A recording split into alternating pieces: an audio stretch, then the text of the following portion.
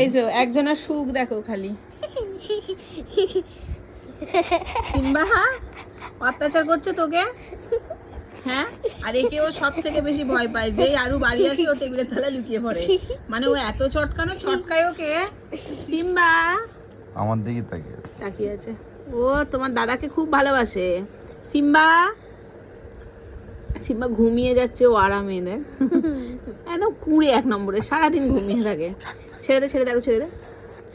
ঘুমিয়ে গেল, আরো ছেড়ে দে, কিছু বলবি না, হ্যাঁ?